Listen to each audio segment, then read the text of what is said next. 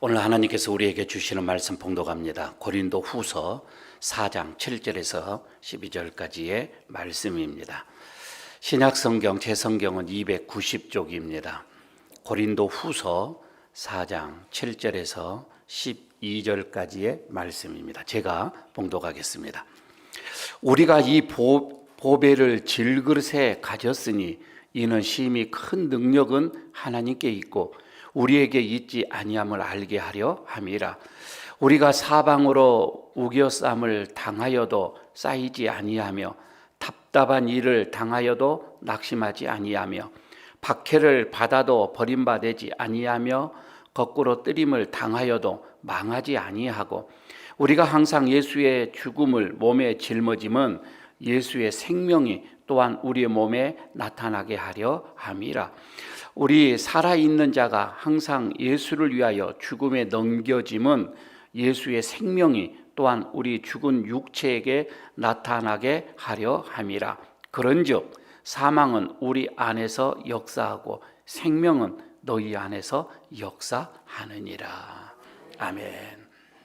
우리 옆에 있는 분들 좀 보시면서 우리 예배가 좀 은혜가 좀 되져야 되겠는데 좀 날씨도 이렇게 화창한데 여기 분위기가 좀 깔아앉으면 좀 안 될 것 같습니다. 좀 인사하십시다. 은혜 받으십시다. 인사하시기 바랍니다. 은혜 받으십시다. 오늘 말씀은 이 고난, 고통, 역경, 시련, 환난, 우리들이 결국 겪고 싶지 않는, 우리 인생에서 맞이하고 싶지 않는 이런 일들을 우리가 믿음으로 해석하는, 말씀으로 해석하는 말씀입니다. 젊은이나 또 나이 드신 분이나 또한 연로하셔서 인생의 모든 산전수전을 다 겪으신 우리 어르신네들도 사실 이것만큼은, 고난만큼은 내 삶 속에서 없기를 바라고 있습니다. 하지만 가만히 성경을 여러분 우리가 유심히 보게 되면 하나님께서 우리에게 주시는 큰 복이 두 가지가 있는데, 하나는 믿음의 복입니다. 믿음의 복은 우리가 예수를 믿고 하나님을 믿는 것은 하나님께서 은혜를 주셔야만이 가능하기 때문에 그렇습니다. 그래서 빌립보서 1장 저쪽에 29절 정도에 보게 되면 이렇게 복을 두 가지, 하나님께서 우리에게 복을 두 가지가 주는데 첫째는 믿음이에요. 여러분, 하나님께서 오늘도 믿음을 주셨기 때문에 이 자리에 앉아서 하나님께 경배하고 찬양하고 예배를 드릴 수가 있는 거입니다. 믿음이 없으면 들을 수가 없는 거예요. 두 번째는, 근데 이것까지는 우리가 이해를 합니다. 믿음은 하나님의 복이고 은혜고 축복이다. 그런데 고난도 복이라고 하는 거입니다. 이건 받기가 싫죠. 그런 은혜, 그런 복은 내가 받고 싶지가 않아. 고난의 복은 바꾸고 싶지 않아. 그런데 하나님은 이것을 복이라고 우리에게 주는 거예요. 선물이라고 주는 거예요. 선물은 좋은 건데 그 선물은 받고 싶지가 않아. 그래서 여러분, 우리가 이 하나님으로부터 내려지는 이런 선물, 믿음도 선물인데 이 고난도 선물로 잘 받으면 우리의 삶 속에 엄청난 유익함이 있더라, 이 말입니다. 오늘 이것을 말씀드리고 싶어요. 여러분, 우리가 세상에서 그런 모든 종교는 다 마찬가지입니다. 이 고난에 대해서 해석을 각자 나름대로 하고 있습니다. 여러분, 불교에서는 우리가 인생에 다가오는 이 고난, 이것을 어떻게 생각합니까? 이거는 인식의 애곡으로 생각을 했습니다. 그래서 집착에서 비롯된 것이다, 이렇게 불교에서는 고난의 이유를 얘기를 했어요. 유교에서는 이것을 세상에서의 어떤 현실에서 해결해야 할 정치적인 문제로 얘기를 했습니다. 그래서 여러분 보십시오. 세상 우리가 살아가면서 백성들이 고난을 당하고 이게 어떤 자연적인 현상으로 인해서 비가 오지 않던 어떤 자연재해가 많이 일어나면 다 왕이 덕이 없어서 그렇다, 이렇게 생각을 하잖아요. 그래서 왕이 하나님 신 앞에서 바르게 해야만이 백성들이 편안하다, 이게 유교적인 사상이 있지요. 그래서 도덕과 인격의 수양을 통해서 백성들을 편안하게 이렇게 함으로써 고난을 해결할 수가 있다, 이렇게 가르쳤고요. 우리가 잘 아는 이슬람교에서는 이것을 율법을 어기면은 거기에 대한 상응하는 벌이다, 이렇게 고난을 생각을 했습니다. 율법을 어기면서 고난이 왔다. 자, 그러면 우리 성경에서는 뭐라고 합니까? 성경에서 이 고난을 뭐라고 했냐는 거예요. 가만히 보면은 이것도 두 가지를 볼 수가 있는데, 구약에서 성경 말입니다. 이건 율법이죠. 토라라고 합니다. 유대교에서는.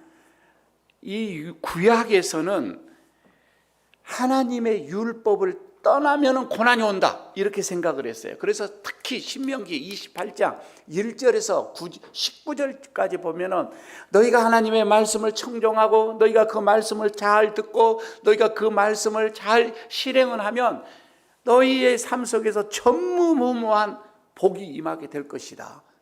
이게 쭉 써져 있어요. 들어가도 복을 받고 나가도 복을 받고 떡방주도 복을 받고 무엇을 하든지 복을 받게 될 것이다. 전제가 있습니다. 하나님의 율법, 이 말씀을 잘 듣고 순종하고 실행을 하면. 그러나 20절부터 그 60절 뒤편에 쭉 보게 되면, 그러나 너희가 그 말씀을 떠나면, 그 율법을 떠나면 너희 인생에서 전무후무한 벌이 임하게 될 것이다, 저주가 임하게 될 것이다 라고 성경에 또 써져 있어요. 자, 그런데 말입니다. 여기에서는 율법의 충실함, 율법에 우리가 어떻게 대하느냐에 따라서, 그 율법에 충실하느냐, 그 율법에 우리가 불순종하느냐, 이게 축복이냐 저주냐의 어떤 기준이었다, 이 말입니다. 그런데 구약을 좀 더 이제 신명기를, 모세 율법을 지나서 더 뒤로 쭉쭉쭉쭉 이렇게 와 봅니다. 여기요, 욥기서에 딱 오면은, 욥기서, 시편 이게 쭉 오죠. 욥기서 이 정도 오게 되어지면은 이 고난이 개념이 바꿔져 버립니다. 하나가 더 추가가 되어져요. 다시 말씀을 드리면 욥이나 시편에서 나오는 이 다윗이나 고난에 오는 또 하나의 어떤 이게 고난의 새로운 고난이 등장이 되어집니다. 이게 뭐냐면은 의인으로서의 고난, 이것이 나오게 됩니다. 그 전에는 없었어요. 의인으로서의 고난. 그래서 우리가 잘 알잖아요. 동방에서 정말 가장 의롭다고 하는, 동방의 의인이라고 하는 욥이 고난을 당하잖아요. 하루아침에 재산이 다 몰수가 됩니다. 자녀들이 다 죽습니다. 자기의 몸에 악창이 나면서 몸의 건강에 이상도 옵니다. 아내로부터 이혼을 당하게 되어집니다. 이루 말할 수 없는 이런 많은 고난 말입니다. 시편에서도 우리가 잘 아는 다윗 말입니다. 사울 왕으로부터, 그리고 원수들로부터 얼마나 많은 고난을 당하여 망명 생활을 하지요. 그가 특별하게 잘못은 없어요. 그러나 그의 삶의 고난은 13년 동안이나 이루 말할 수 없는 그런 고통의 삶을 살게 되어지는 것입니다. 그리고 여러분, 이런 의인의 고난은 신약으로까지 계속 이어집니다. 예수님께서 십자가에서의 어떤 그 고난, 그리고 예수님의 제자들이 당하는 이 고난. 여러분, 우리가 이런 것을 보게 되면서 제자들이 겪으면서 신약시대 어떤 신약의 교회, 초대 교회에 오면서 원치 않는, 특별한 잘못이 없어요. 의롭게 당하는 고난이 있더라, 이 말입니다. 이것을 이제 성경에서는 새롭게 우리에게 부각을 시켜주고 있습니다. 하나님은 이 고난의 이 신비, 고난이라고 하는 것으로 통하여서 우리에게 어떠한 큰 유익을 주는데, 그래서 고난의 보따리, 고난이라고 하는 이 보따리, 그 안에는 신비로운 복들이 많이 있더라, 이 말이에요. 그래서 고난은 신약에 와서 이제 사도 바울은 이거는 축복이다, 하나님의 축복이다, 이렇게 생각을 했던 거예요. 자, 여러분, 그러면은 하나님의 자녀들, 우리 하나님의 이 백성들, 우리가 딱 당하는 이 고난, 아니 내 자신이 아니라 상대방이 당하는 그 고난을 볼 때 우리는 어떻게 생각을 해야 되고 어떻게 판단을 해야 되는가? 우리의 마음속에 저 봐라, 내 그럴 줄 알았다. 저렇게 신앙생활, 믿음 생활하니 하나님께 벌을 받지. 여러분, 우리는 그렇게 생각도 해서는 안 됩니다. 그거는 본인이 생각을 하는 거예요. 내가 하나님 앞에 뭘 잘못했는가 보다 본인이 생각을 해야지. 상대방이 내가 벌 받을 줄 알았어, 저건 하나님의 벌이야, 하나님께서 내리신 벌, 이렇게 해버리면 안 돼요. 우리가 할 수 있는 거는 위로해 주는 거고 격려해 주는 거고 다시 힘을 주는 거고 하나님 앞에 더 우리가 중부의 기도를 해주는 것이지, 우리가 그를 비난하거나 비판하거나 판단을 해서는 안 되는 거입니다. 이건 신약의 우리 모든 성도들의 자세예요. 자, 그러면 여러분, 우리가 다가왔을 때 이 고난이 다가왔을 때 어떻게 구체적으로 해야 할까? 생각을 해야 될까? 어떻게 살아야 될까? 오늘 하나님께서 우리에게 주시는 말씀입니다. 첫 번째, 이거는 예수님께서, 고난은 우리보다도 예수님이 먼저 당하셨어요. 우리가 믿는, 우리가 섬기는, 우리가 그분을 따르는 그 예수님이 먼저 우리보다 고난을 당하셨더라, 이 말입니다. 여러분, 우리가 성경 10절을 한번 보시기를 바랍니다. 이렇게 나오잖아요. 우리가 항상 예수의 죽음을 몸에 짊어짐은 예수의 생명이 또한 우리 몸에 나타나게 하려 함이라, 이렇게 말씀을 하고 있잖아요. 여러분, 예수님을 보십시오. 예수님은 태어날 때부터 고난을 당하셨어요. 2살 아이를 다 죽였잖아요. 그걸로 인해서 2살 때부터 피난을 나갔다, 이 말이에요. 도망가는, 여러분, 그 어린 아이 때부터, 그러니까 탄생부터 어떻게 보면 주님은 고난이 시작이 된 거예요. 그 생애를 보십시오. 그 사역을 보십시오. 예수님은 죽음에 이르기까지, 죽는 그 순간까지 고난을 당하신 분이에요.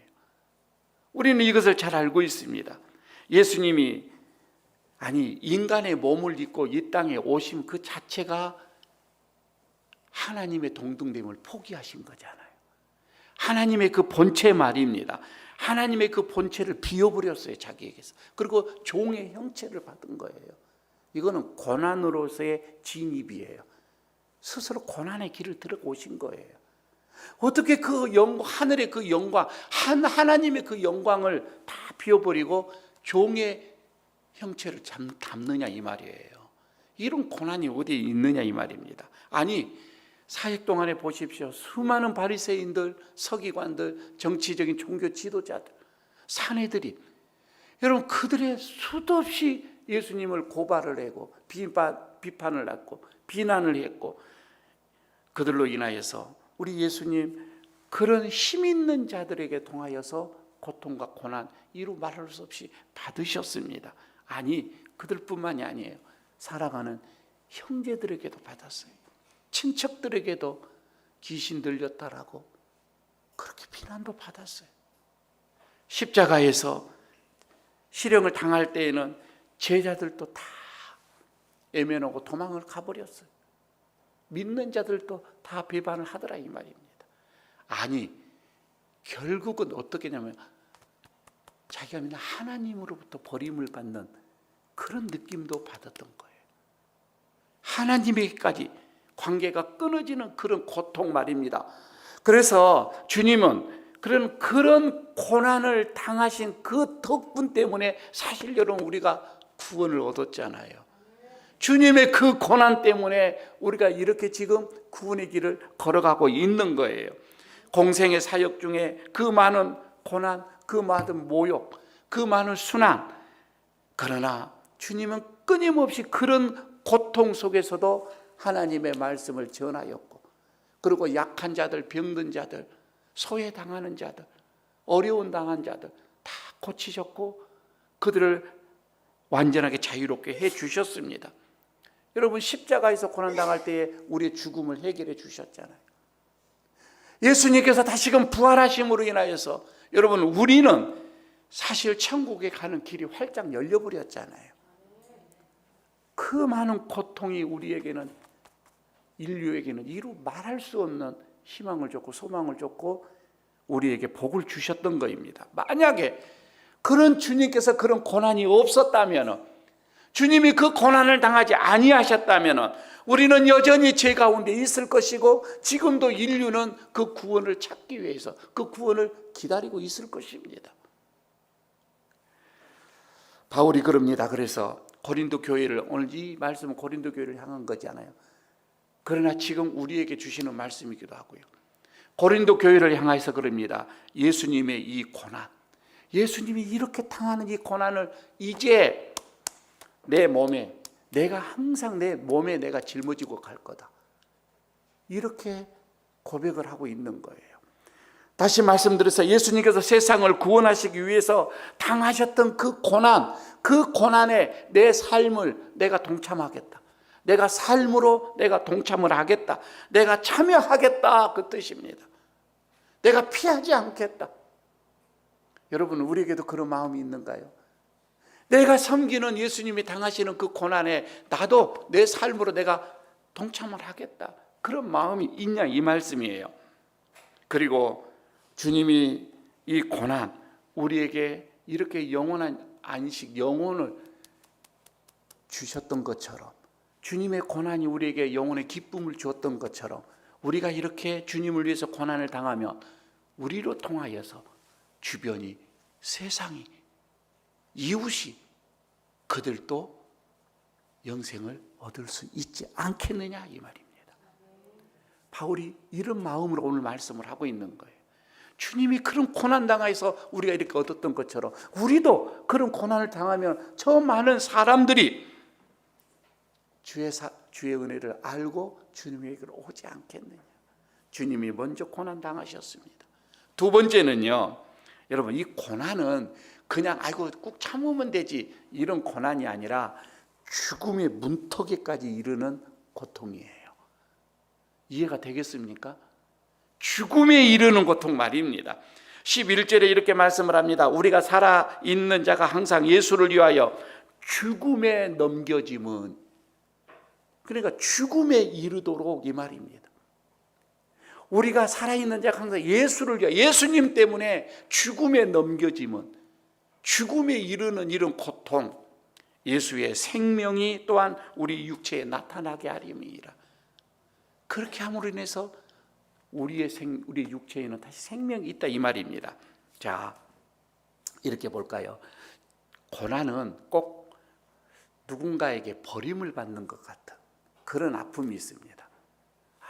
내가 버림받았다. 그러니까 하나님으로부터 버림받았다. 이웃으로부터, 사람들로부터 버림을 받았다. 세상으로부터 내가 버림을 받았다. 고난이 많이 다가오면 이런 느낌을 우리가 느끼게 됩니다.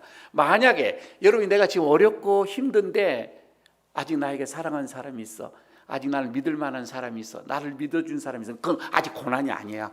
아직 깊은 고난이 아니라니까요.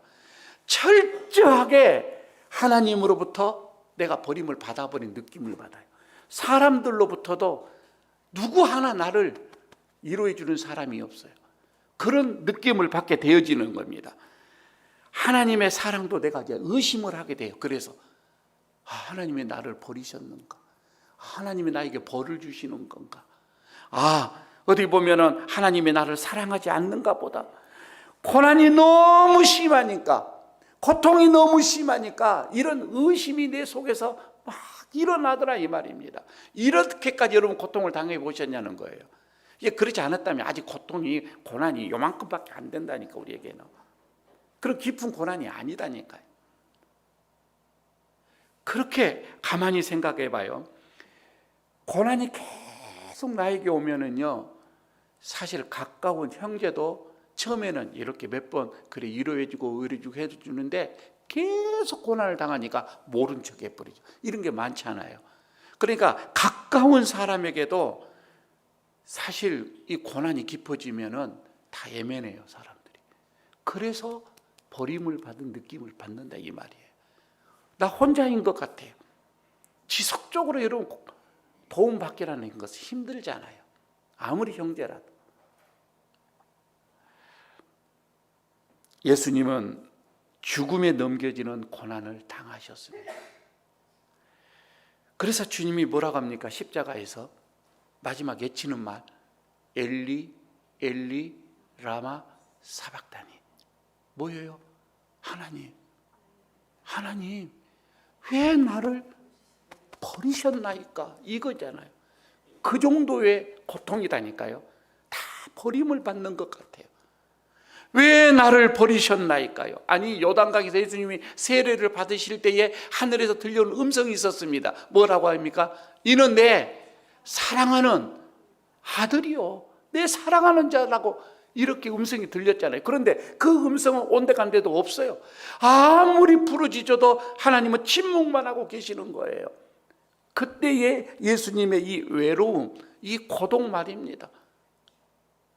예수님의 이 슬픔과 이 절망, 이것은 완전히 밑바닥에 떨어지고, 그러니까 죽음을 경험한 거예요.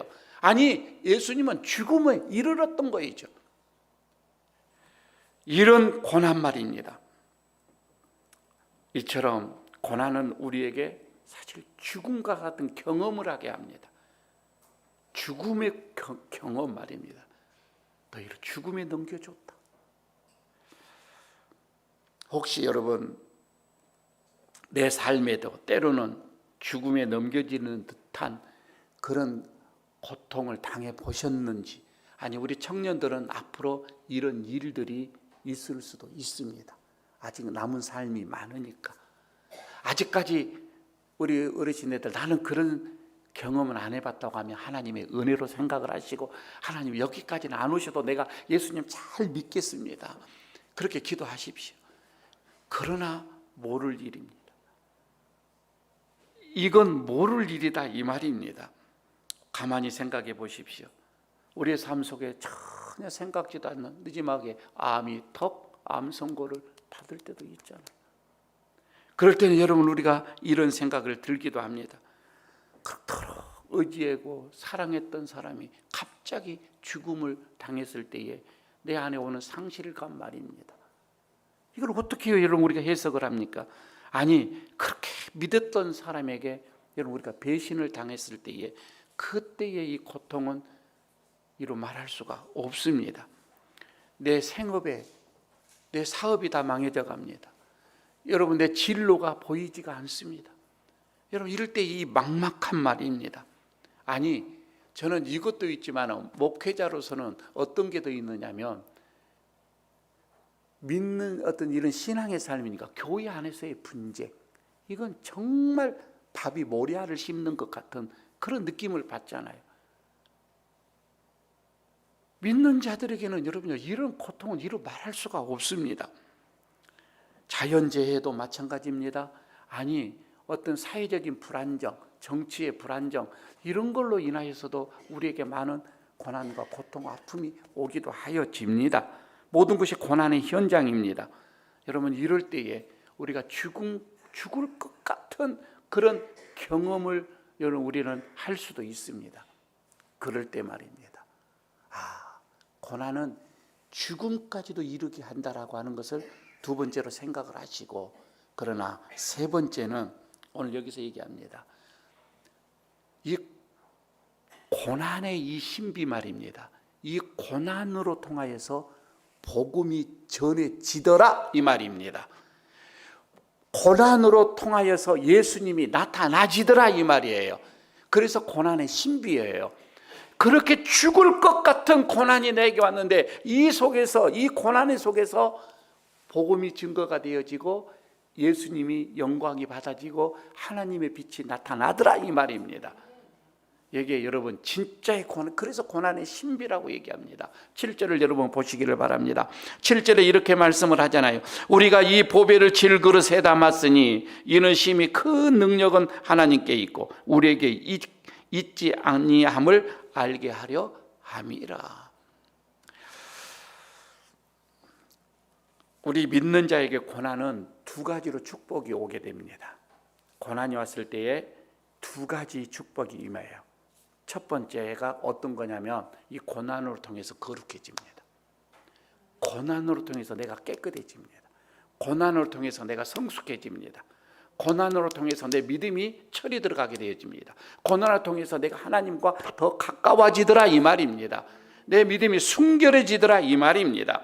그래서 베드로전서 4장 1절에서는 이렇게 말씀을 하고 있습니다. 베드로가 그리스도께서 이미 육체의 고난을 받으셨으니 너희도 같은 마음으로 갑옷을 삼아라.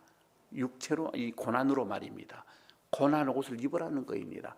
이는 육체의 고난을 받는 자는 뭐가요? 죄가 그쳤다, 거룩해졌다 이 말입니다.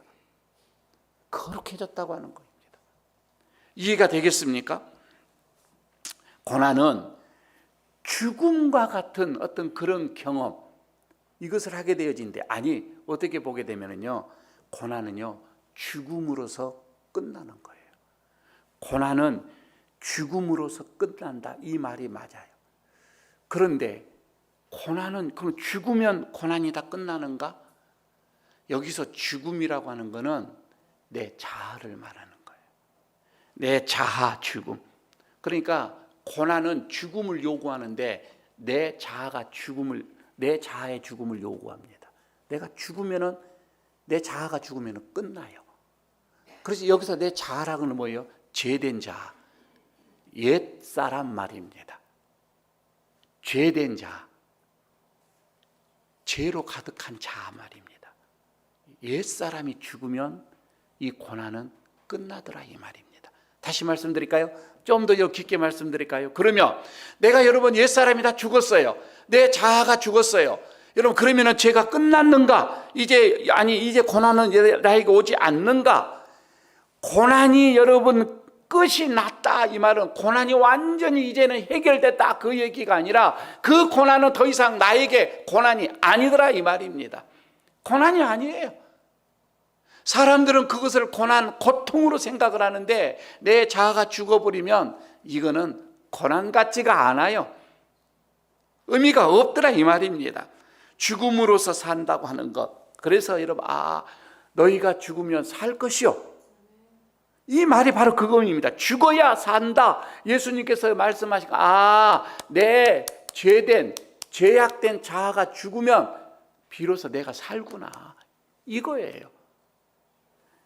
성경의 진리였던 거이죠. 고난에 있어서도 여러분 같은 거입니다. 그래서 고난은 나를 성화시켜준다. 고난은 나를 거룩하게 해주신다. 고난은 나를 더 믿음으로 성숙하게 해준다. 이런 은혜, 복이 있는 거예요. 두 번째는, 여러분, 이 고난이 나에게 주는 복은 고난을 통하여서 예수가 증거되어지고 복음이 증거되어지고, 다시 말해서 전도가 되어지더라 이 말입니다. 가만히 볼까요? 이것을 사도 바울은 뭐라고 얘기했냐면 질그릇에 담는 보배라고 비유를 들었습니다. 질그릇에 보배가 담겨져 있다 이 말이거든요. 그러니까 이 질그릇이라고 하는 것은 스테인레스나 어떤 쇠그릇이 아닌 그냥 흙으로 만들어진, 깨지기 쉬운, 이겨지기 쉬운 정말 연약한 그릇을 말하는 거예요, 질그릇은. 그런데 그 속에 이 사람이 약한 연약한 그 속에다가 정말 보화로운 보석, 진주 이런 것을 딱 담아놨다 이 말입니다. 그런데요, 그게 너무 질그릇 속에 있기 때문에 진주가 진주 같지가 않아. 보화가 보화 같지가 않아. 근데 진짜 진주가 진주처럼 되려면은 그 질그릇이 딱 깨져야 그 속에서 보화가 나타나게 되어지는 거예요. 지금 속에 있기 때문에. 지금 바울이 뭐라고 합니까? 우리를 질그릇으로 얘기를 한 거예요. 그리고 내 안에 담겨져 있는 이 진주를 예수 그리스도로 표현한 거예요. 여러분, 내 안에 있는 예수 그리스도를, 여러분, 우리가 세상의 이웃들에게 정말 그 빛난 보석을 나타내기 위해서는 내가 깨져야 한다 이 말입니다. 내가 죽어야 한다 이 말이에요. 이렇게 지금 바울은 얘기를 하고 있는 거예요. 굉장히 역설적인 거이죠. 질그릇 같은 내 자아가 죽어야 한다 이 말이지요. 그렇게 되면 내 속에 있는 예수 그리스도가 증거되어지더라. 하나님의 자녀들의 삶에 고난이 찾아올 때가 있습니다. 여러분, 여기는요, 믿는 사람이든 믿지 않는 사람이든 고난은 다 우리에게 오게끔 되어져 있습니다. 그러나 우리 성도들은 여러분, 고난이 왔을 때에 딱 내 안에 있는 나를 깨뜨려 버리십시오. 죄된 내 자아를 깨뜨려 버리고, 그리고 여러분, 질그릇 같은 내 연약한 자존심을 한번 깨뜨려 보십시오. 그 속에 예수 그리스도가 보여지게 될 것입니다. 사람들에게 증거가 이제 나타나기 시작이 되어집니다. 사실 여러분, 고난이 없으면은요, 아무리 여러분 내가 좋은 삶을 살아도, 좋은 일이 있어도 이게 예수가 잘 안 나타나져요. 희한하죠. 그런데 고난의 순간에 내 삶과 그리고 내 주변 사람들에게 내 속에 있는 예수가 나오다. 여러분, 이게 진짜더라 이 말입니다. 이게 복음의 진짜예요.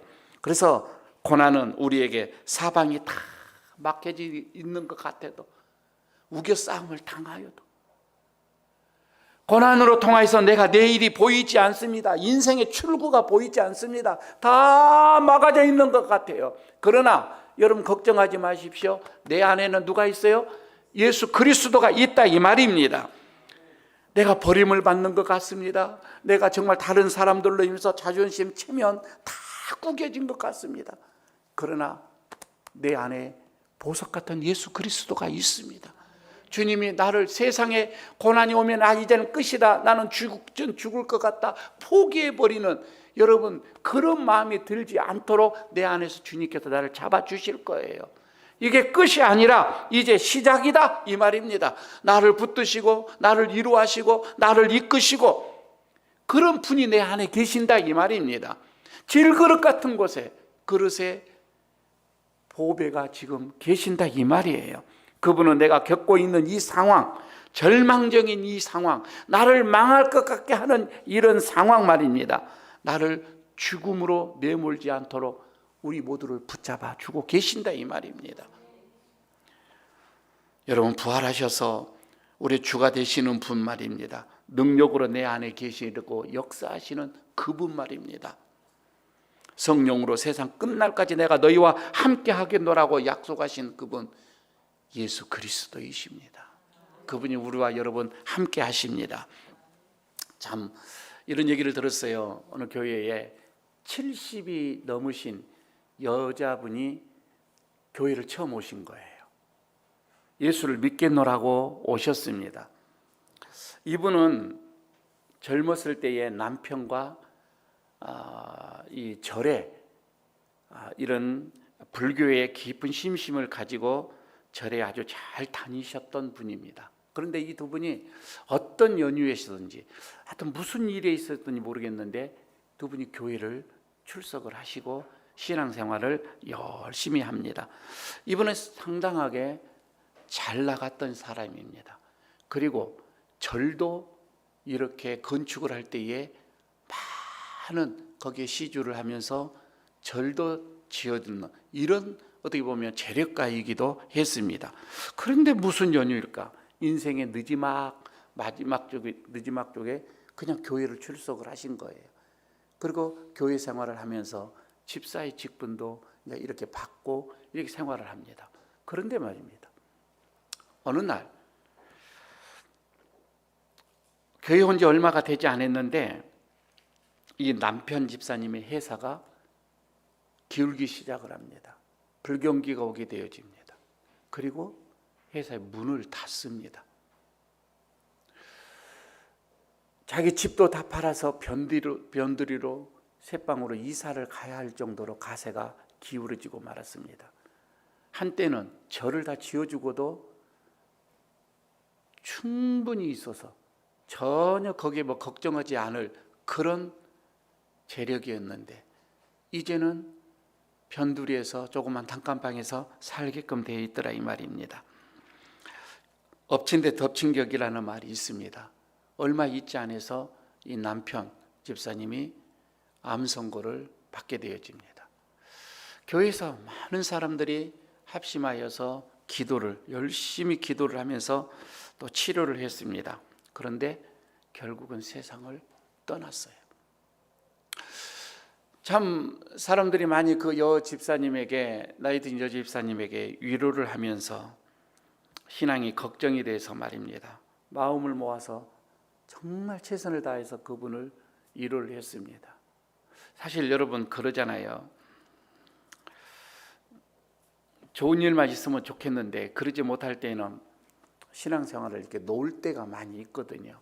그래서 교회에서도 상당하게 이분에 대해서 걱정을 많이 했던 거예요. 근데 생각보다 잘 견뎌요. 그래서 신앙생활을 잘 해요. 그런데 좀 지나서 이제는 그 여 집사님이 암이 또 덜컥 또 들어오게 되어집니다. 이걸 어떻게 해요? 이제 이분은 교회를 떠나겠다, 이렇게 생각을 하고 정말 많은 이 성도들이 기도를 많이 합니다. 그러면서 함께 이분에 대해서 위로를 하고 가는데, 여러분 보십시오. 교회를 처음에 들어오게 되면 좋은 일만 있어도 믿음이 잘할까 말까 하는데, 교회 오자마자 남편이 그렇죠, 사업이 그렇죠, 건강이 그렇죠. 여러분 이렇게 되어지면은 정말 신앙생활 하기가 어떻게 보면 우리가 생각할 때 이 걱정을 할 수밖에 없는 것이지요. 시험에 들지 않을까, 이렇게 마음을 졸이면서 신방을 갑니다. 담임 목사와 신방 대원들의 신방을 가서 예배를 드린데 거기서 충격을 먹습니다. 깜짝 놀리는 게, 왜냐하면 이 여자 집사님이 남편에게 일어난 모든 일들, 자기에게 일어난 모든 일들, 이런 것은 전혀 내 믿음에 영향을 주지 않더라 이 말입니다. 아니 더 어떻게 보면은 하나님을 의지하는 그 고백을 하더라 이 말이에요. 그 자리에서 아니 세상 어떻게 이럴 수가 있을까? 이분이 어렸을 때부터 나와서 신앙생활하는 것도 아니었는데 이분이 여기서 고백을 하는 거예요. 이것과는 내 믿음은 요동치지 않는다. 아니 어떻게 보면 나를 더 하나님이 믿음을 견고하기 위해서 나에게 이런 시련을 주신 것 같습니다. 나는 흔들리지 않을 것입니다. 나는 지금 내 안에 평안이 있습니다. 평강이 있습니다.